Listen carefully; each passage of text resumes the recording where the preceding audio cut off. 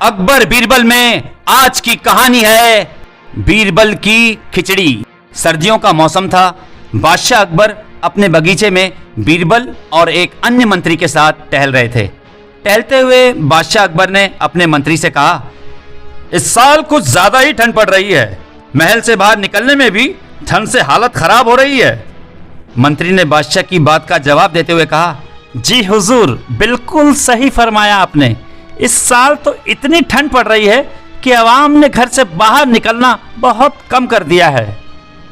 टहलते टहलते बादशाह अकबर बगीचे में बने तालाब के किनारे जा पहुंचे। जैसे ही उन्होंने अपना हाथ पानी में डाला, उन्हें एहसास हुआ कि पानी बर्फ जैसा ठंडा है।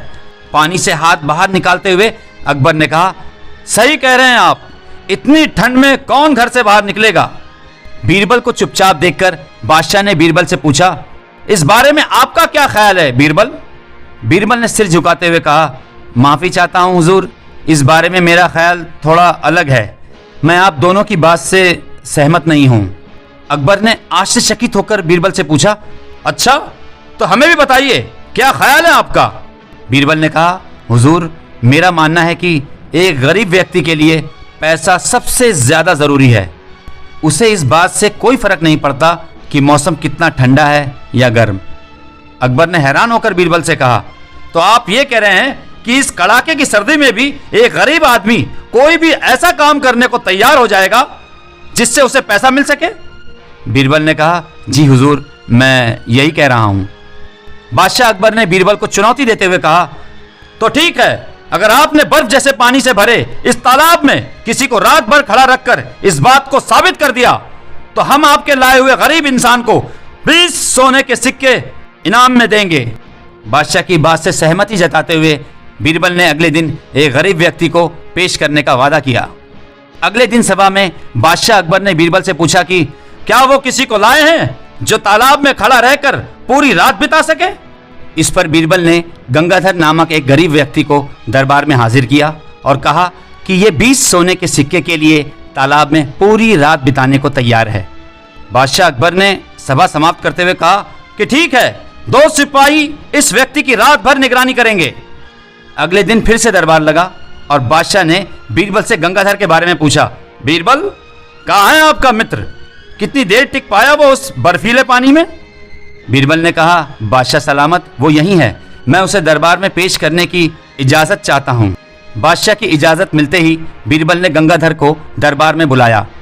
बादशाह अकबर ने गंगाधर को शाबाशी देते हुए कहा, हमें इस बात पर यकीन नहीं हो रहा है कि तुम पूरी रात उस बर्फ जैसे पानी में रहे और आज हमारे सामने सही सलामत खड़े हो। ये तुमने कैसे किया, पूरी सभा को बताओ। गंगाधर ने कहा, महाराज, शुरुआत में तो ये बहुत मुश्किल था, लेकिन कुछ समय बाद मुझे महल की एक खिड़की पर एक दिया जलता नजर आया। उस दिए को देखते हुए मैंने सारी रात बिता दी। बादशाह अकबर ने चौंक कर कहा, यह तो धोखा है, तुमने हमारे महल के जलते दिए की गर्मी से सारी रात बिता ली। फरेबी, तुम्हारे इस धोखे के लिए हम तुम्हें सजा नहीं दे रहे हैं, लेकिन तुम अब इस इनाम के हकदार भी नहीं हो। ये कहते हुए अकबर ने अपने सिपाहियों से गंगाधर को महल से बाहर ले जाने को कह दिया और सभा समाप्त करके अपने कमरे में चले गए। अगले दिन रोज की तरह सभा लगी। जब बादशाह अकबर सभा में आए तो उन्होंने देखा कि सभी दरबारी अपनी अपनी जगह पर मौजूद थे सिवाय बीरबल के। बादशाह ने एक सिपाही से पूछा कि बीरबल कहाँ हैं, तो उसने बताया कि वो आज महल नहीं आए हैं। बादशाह ने सिपाही से कहा कि वो तुरंत बीरबल के घर जाएं और उन्हें लेकर आएं। कुछ समय बाद सिपाही अकेले ही दरबार में लौट आया। बादशाह के पूछने पर सिपाही ने बताया, बीरबल अपने घर में खाना पका रहे हैं और उन्होंने कहा है कि खाना पूरी तरह पक जाने के बाद ही वो दरबार आएंगे। सिपाही की ये बात सुनकर बादशाह सोच में पड़ गए, क्योंकि आज से पहले कभी भी बीरबल ने महल आने में देर नहीं की थी। अकबर को कुछ संदेह हुआ और उन्होंने बीरबल के घर जाने का फैसला लिया। जब बादशाह अकबर बीरबल के घर पहुंचे तो उन्होंने देखा कि बीरबल ने एक ऊंची खूंटी पर एक हांडी टांग रखी है और उसके नीचे जमीन पर लकड़ियां जला रखी है। बादशाह आश्चर्यचकित हो गए और बीरबल से पूछा कि तुम क्या कर रहे हो।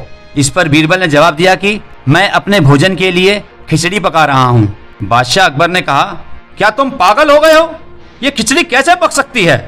तुमने हांडी को इतनी ऊपर टांग रखा है और आग नीचे जल रही है, ऐसे में खिचड़ी पकने के लिए हांडी तक गर्मी कैसे पहुंचेगी। इस बात पर बीरबल ने बहुत आराम के साथ बादशाह से कहा, क्यों नहीं पहुंचेगी हुजूर? जब महल की खिड़की पर रखे एक दिए से गंगाधर को गर्मी मिल सकती है, तो मेरी खिचड़ी की हांडी तो फिर भी आग के बहुत नजदीक है। बीरबल की बात सुनकर बादशाह हैरान हो गए और मुस्कुराते हुए कहा, हम तुम्हारी बात अच्छी तरह समझ गए बीरबल। इसके बाद उन्होंने गंगाधर को महल में बुलवाया और उसे 20 सोने के सिक्कों का इनाम दिया। बीरबल की चतुराई के लिए उन्होंने बीरबल को भी इनाम दिया। इस कहानी से हमें यह सीख मिलती है कि दूसरों की सफलता के पीछे किए गए परिश्रम को जाने बगैर उनके बारे में राय नहीं बनानी चाहिए।